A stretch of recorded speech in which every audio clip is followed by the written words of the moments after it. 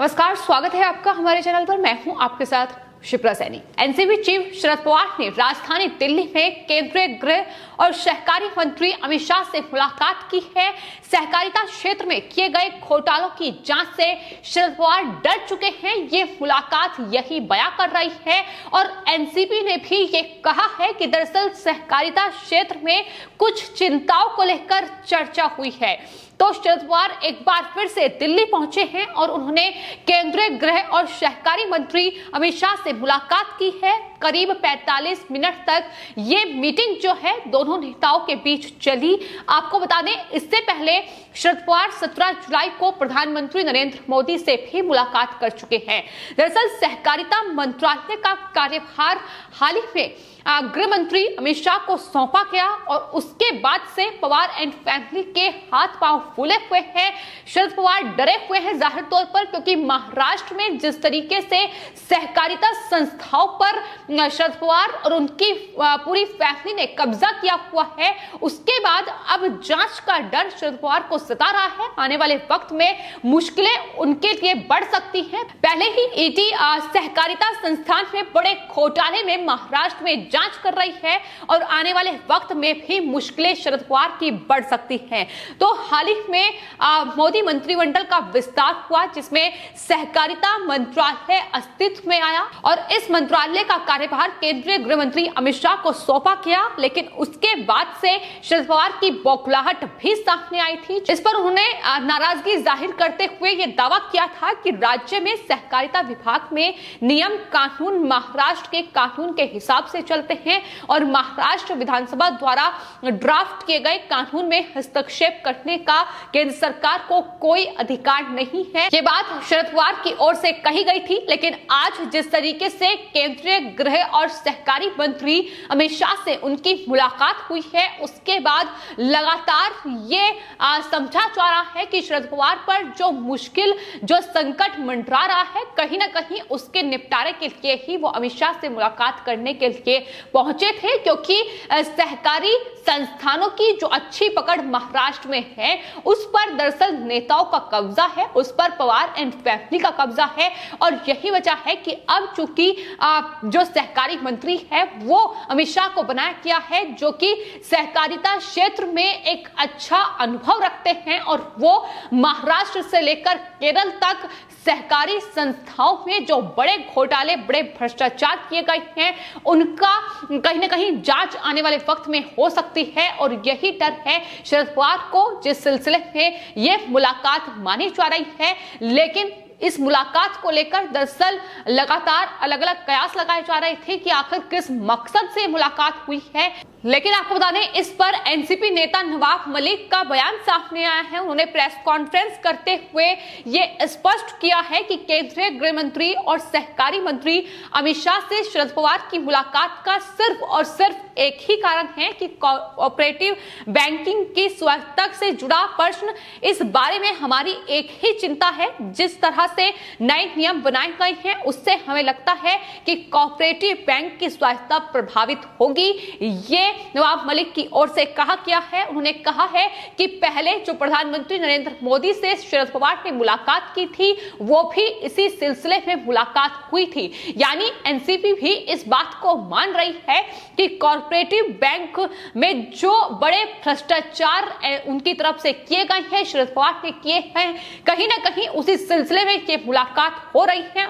उनका कहना है कि मीटिंग कोऑपरेटिव बैंक के संबंध में कुछ चिंताओं को लेकर हुई है। जिस तरीके के कयास लगाए जा रहे थे कि दरअसल एक तरफ उनकी बेटी सुप्रिया सुले जो हैं वो राहुल गांधी के साथ मीटिंग कर रही हैं, उनसे मुलाकात कर रही हैं, और दूसरी तरफ उसी वक्त शरद पवार केंद्रीय गृह मंत्री, सहकारी मंत्री अमित शाह से मिल रहे हैं। तो अलग अलग कयास इसको लेकर लगाए जा रहे थे। लेकिन नवाब मलिक ने यह साफ तौर पर कहा है कि मीटिंग का कुछ और अर्थ निकालना उचित नहीं है। ये मीटिंग जो है वो सिर्फ और सिर्फ कॉर्पोरेटिव बैंक में कुछ चिंताओं को लेकर की गई है। यानी जाहिर तौर पर अब मुश्किलें शरद पवार और अजीत पवार की भी बढ़ने वाली हैं। क्योंकि महाराष्ट्र में महाराष्ट्र स्टेट कोऑपरेटिव बैंक घोटाला किसी से छिपा नहीं है, जिसका असर महाराष्ट्र के करीब 3 लाख किसानों पर पड़ा है।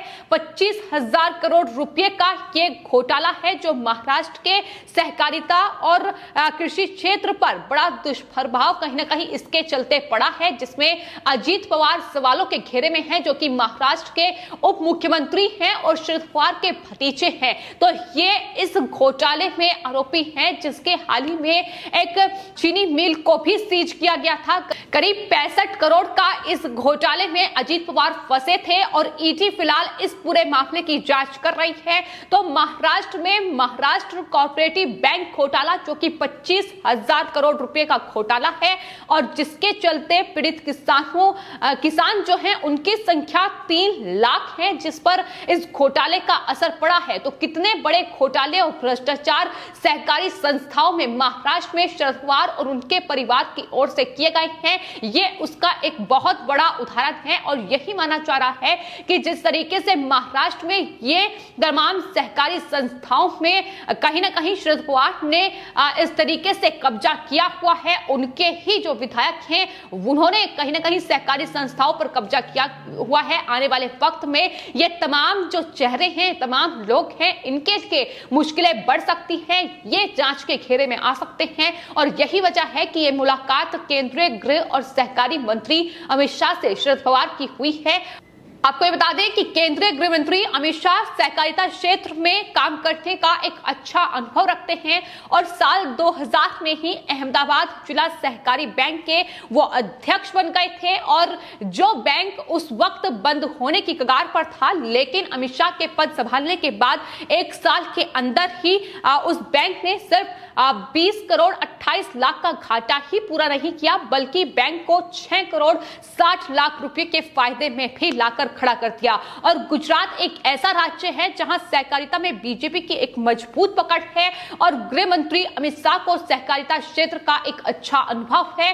वो बखूबी तरीके से जानते हैं कि किस तरीके से सहकारिता आंदोलन को आगे बढ़ाना है, किस तरीके से सहकारिता क्षेत्र में अलग अलग जो क्षेत्र हैं उनमें कार्य करना है, फिर चाहे वो कृषि हो या ग्रामीण क्षेत्र हो, दूध उत्पादन हो, ये तमाम ऐसे क्षेत्र हैं जो सहकारिता के अंतर्गत आते हैं और इसमें किस तरीके से काम करना है, किस तरीके से इन भ्रष्टाचार और इन भ्रष्ट नेताओं से निपटना है, वो बखूबी तरीके से जानते हैं और इसी कड़ी में आगे आने वाले वक्त में काम हो सकता है। और यही वजह है कि इस तरीके से जो तिलमिलाहट है वो तमाम इन विपक्षी दलों की बढ़ रही है, जिन्होंने अलग अलग राज्यों में उत्तर से लेकर दक्षिण, पूर्व से लेकर पश्चिम तक तमाम राज्यों में सहकारिता संस्थाओं पर कब्जा किया हुआ है और बड़े घोटाले इन सहकारी संस्थाओं में हुए हैं। जो सहकारी संस्थाएं जो सहकारी क्षेत्र में तमाम कार्य किए गए हैं, जनता के लाभ के लिए होने चाहिए थे, वहां दरअसल इन तमाम नेताओं का कब्जा है। और यही वजह है इन तमाम नेताओं के बौखलाहट की, जो इस तरीके से सहकारिता मंत्रालय और सहकारी मंत्री पर तमाम सवाल इनकी तरफ से उठाए गए और जो नियम कायदे इस मंत्रालय के अंतर्गत केंद्र सरकार ने तय किए गए हैं उस पर भी शरद पवार लगातार सवाल उठा रहे हैं। लेकिन फिलहाल महाराष्ट्र में महाराष्ट्र कोऑपरेटिव बैंक घोटाला किसी से छिपा नहीं है, जो कि 25,000 करोड़ रुपए का घोटाला है, जिसमें चीनी मिलों को किस तरीके से प्राइवेट कंपनियों को बेच दिया गया, ये और इस तरीके से किसानों को हड़पा किया, उनकी जमीन को हड़प लिया गया, उनके जो शेयर होल्डर्स थे उन्हें खत्म कर दिया गया। तो ये तमाम चीजें हैं जो महाराष्ट्र में शरद पवार के बड़े घोटाले को बेनकाब करती है और जिसमें जाहिर तौर पर ईडी शरद पवार के भतीजे अजीत पवार पर पहले ही शिकंजा फंसे हुए हैं, जो कहीं ना कहीं बड़े घोटाले को महाराष्ट्र में लगातार अंजाम दे रहे हैं। तो फिलहाल आपको बता दें, देश में करीब 8 लाख से ज्यादा सहकारी समितियां हैं और जिनके करीब 30 करोड़ सदस्य हैं। और कुछ अगर सहकारी समितियों को छोड़ दिया जाए तो जिन सहकारी आंदोलन का लक्ष्य सहकार से स्मृति है, उससे जनता की बजाय नेताओं का भला हो रहा है। लेकिन अब सहकारिता मंत्रालय के गठन के बाद ऐसी संस्थाओं में सुधार की उम्मीद बढ़ी है और जाहिर तौर पर जिन नेताओं ने इन सहकारी संस्थाओं पर कब्जा किया है उन पर अब आने वाले वक्त में कार्रवाई होगी और जो सहकारी संस्थाएं जनता के भले के लिए है, उम्मीद है कि आने वाले वक्त में जनता इसका लाभ उठा पाएगी। और लेकिन ये जो मुलाकात है इसके मायने जो अलग अलग निकाले जा रहे थे, लेकिन इसके मायने यही है कि सहकारिता क्षेत्र में जिस तरीके से ये बड़ा फैसला केंद्र सरकार की ओर से लिया गया है, सहकारिता मंत्रालय का गठन किया गया है और केंद्रीय गृह मंत्री अमित शाह को इसकी जिम्मेदारी सौंपी गई है, उससे अब शरद पवार डरे हुए हैं, क्योंकि अगर घोटाले की जांच होगी तो जाहिर तौर पर शरद पवार की मुश्किलें आने वाले वक्त में बढ़ती नजर आएंगी। फिलहाल आपकी इस पूरे मामले पर क्या राय है, हमें कमेंट बॉक्स में जरूर लिखें और चैनल को सब्सक्राइब करें। धन्यवाद।